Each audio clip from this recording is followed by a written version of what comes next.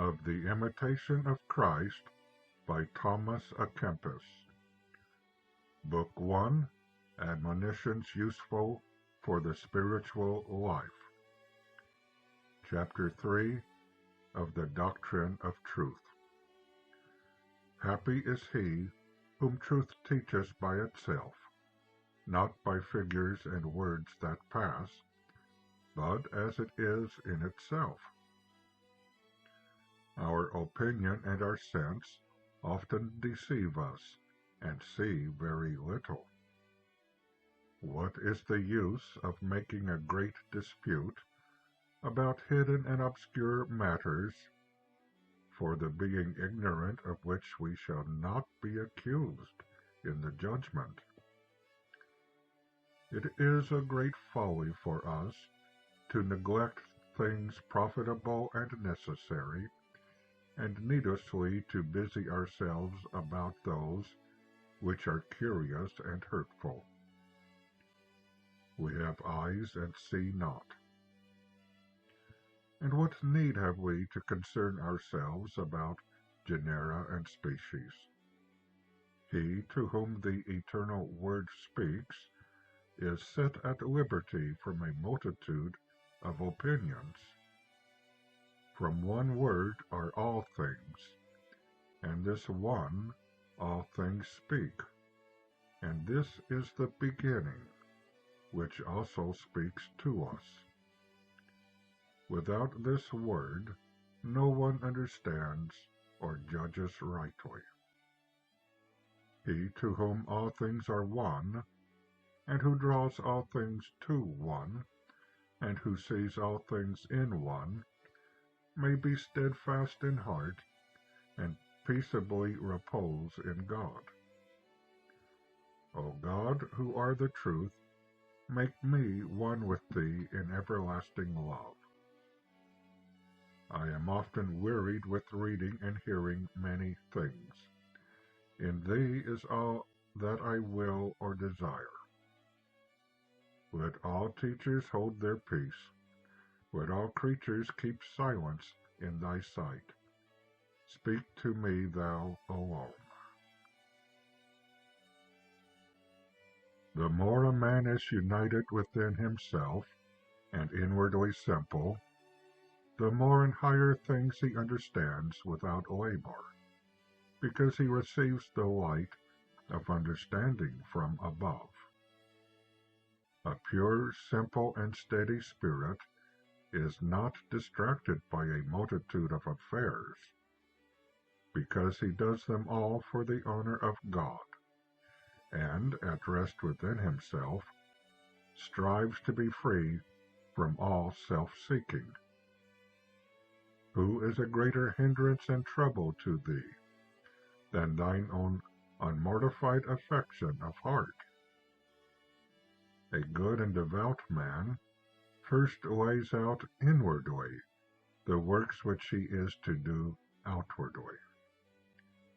Neither do they draw him to the desires of a vicious inclination, but he bends them himself to the rule of right reason. Who has a stronger conflict than he who strives to overcome himself? And this should be our business, to strive to overcome ourselves, and daily to become stronger than we were, and to make some advance towards the better. All perfection in this life has some imperfection clinging to it, and no speculation is without a certain obscurity. The humble knowledge of thyself is a surer way to God than a deep search after learning. Learning is not to be blamed, nor is any mere knowledge of a subject, since this, considered in itself, is good and ordained by God. But a good conscience and a virtuous life are always to be preferred before it. But because many make it more their study to know than to live well. Therefore they often err, and bring forth little or no fruit. Oh, if men would use as much diligence in rooting out vices and implanting virtues, as they do in proposing questions, there would not be such great evils and scandals among the people, nor so much laxity in religious houses.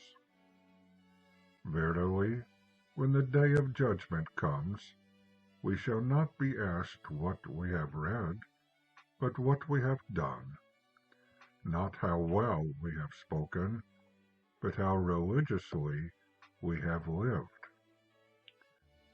Tell me, where are now all those great doctors and masters, whom thou knewest so well whilst they were alive and flourished in learning?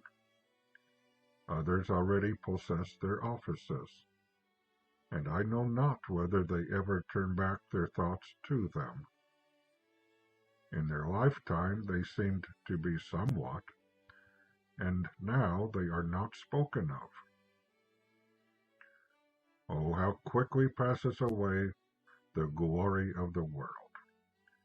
Would that their lives had been answerable to their learning. Then would they have studied and read to good purpose. How many perish in the world through vain learning, who take little care about serving God. And because they chose rather to be great than humble, therefore they have become vain in their imaginations. He is truly great who has great charity. He is truly great who is little in his own eyes, and makes no account of any height of honor. He is truly wise who looks upon all earthly things as dung, that he may gain Christ. And he truly is well learned who does the will of God and renounces his own will.